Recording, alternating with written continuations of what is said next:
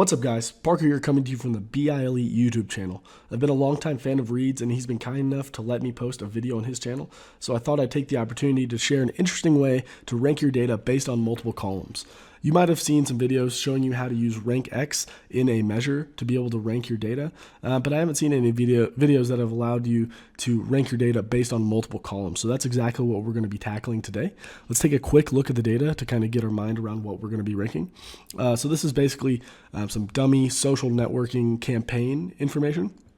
So basically it's split up into campaigns, split up by social network, and then finally the number of followers gained during that campaign for that social network. So we're going to try to achieve two different measures today. So firstly, we're going to try to rank based on followers gained using a plain old rank X measure. And then we're going to rank based on followers gained based on social networks. So we're going to rank based on two columns. So let's go ahead and look at the final product of what we're trying to accomplish.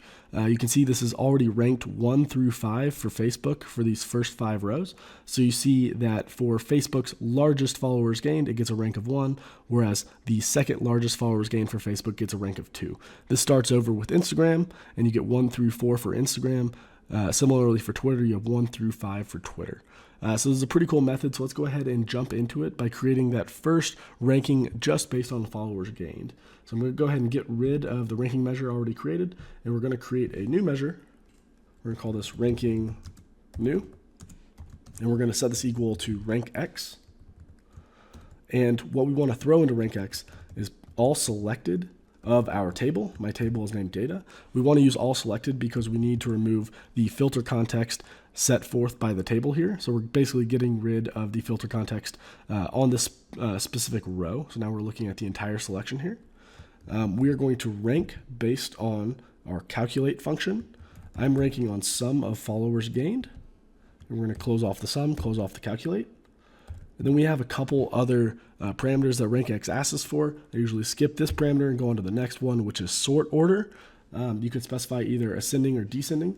We're going to specify descending because we want our larger values to represent a lower ranking, meaning our largest value will get a ranking of 1. And then finally, it asks what you want to do with ties. Doesn't really matter for our data, but this basically means if you select dense and you have a tie, it'll go right on to the next number. So let's say you have 1, 2, and then 2 values tie at 3. The next value will be 4, whereas skip, it would go to 5. So we'll go with dense for these purposes and close off our rank X. Once we have that all set, let's throw that in, ranking new, and let's just sort by it. And you see that it basically just ranks based on followers gained. So the largest follower gained has a ranking of 1, whereas the record with the lowest followers gained has a ranking of 14. So that's good.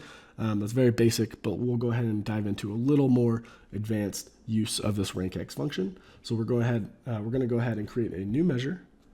We're going to call this final ranking, and we're going to set this equal to. We're actually going to copy from ranking new, just so we don't have to type more than we have to. So we're going to throw this in here, but instead we're going to want to create a variable. You do that by typing var and then naming your variable. And we're going to call this current social network. And we're going to set this equal to max of the social network. So what this is doing is it's basically grabbing the social network from this line right here. And that's important because once we remove all the filters using all selected, we then want to throw in the current social network that we're on back into the filter context. So we need to type in return so that we can return our rank X. And instead of just all selected, we're going to filter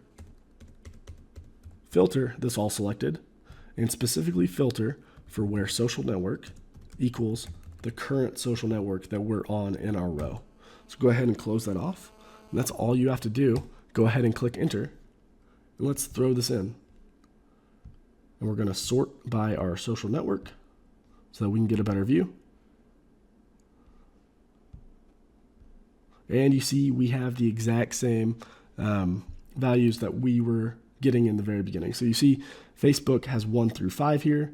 It's based off of this followers gained. So the largest followers gained gets the ranking of 1, whereas the second value gets the second ranking. This starts over for the other social networks.